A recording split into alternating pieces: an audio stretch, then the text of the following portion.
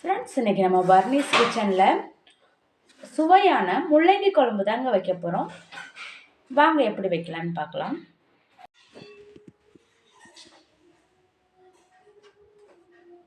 இப்போ குக்கரில் 1 கப்பு பருப்பு எடுத்து நல்லா வாஷ் பண்ணிவிட்டு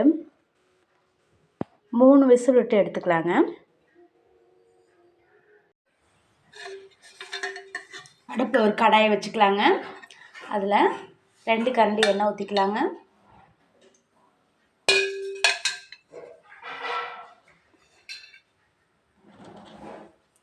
எண்ணெய் நல்லா சூடானதுக்கப்புறம் கடுகு உளுந்த பருப்பு ஒரு 1/4 டீஸ்பூன் சேர்த்துக்கலாங்க.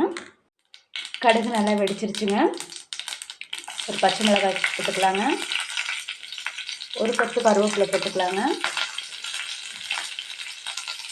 சின்ன வெங்காயம் 50 கிராம் போட்டுக்கலாங்க.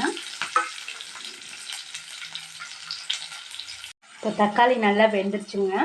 இப்போ நம்ம எடுத்து வச்சுருக்க 1/2 கிலோ முள்ளங்கியை அதில் போட்டு நல்லா மிக்ஸ் பண்ணிக்கலாங்க.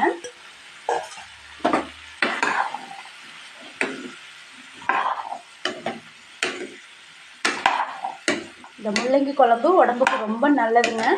இந்த முள்ளங்கி குழம்பு வந்து கர்ப்பிணி பெண்கள்லாம் சாப்பிடும்போது அவங்களுக்கு கை கால் வீக்கம் வராதுங்க.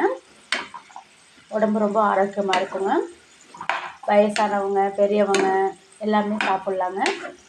அப்புறம் முட்டி வலி மூட்டு வலி கை கால் வலி உள்ளவங்களாம் இந்த முள்ளங்கியை சாப்பிடும்போது அவங்களுக்கு கை கால்லாம் வீங்காதுங்க. ரொம்ப உடம்புக்கு நல்லதுங்க.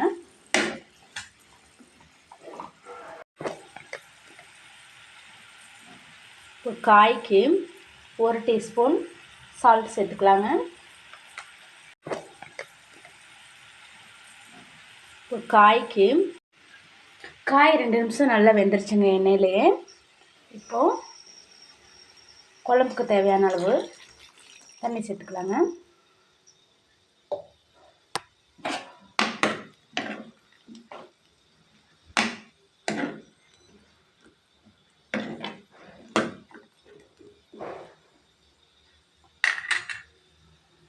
இப்போ மூடி போட்டு ஒரு 5 நிமிஷம் வேக வச்சு எடுத்துக்கலாங்க.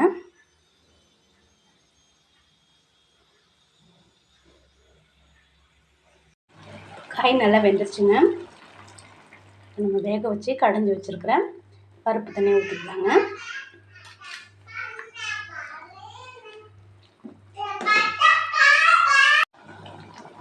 இப்போ இந்த ஸ்டேஜில் கொத்தமல்லி தழை தூவி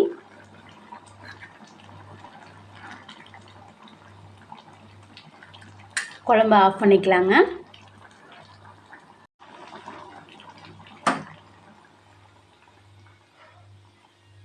இப்போ நம்மளோட முள்ளங்கி குழம்பு சூப்பராக ரெடி ஆயிடுச்சுங்க.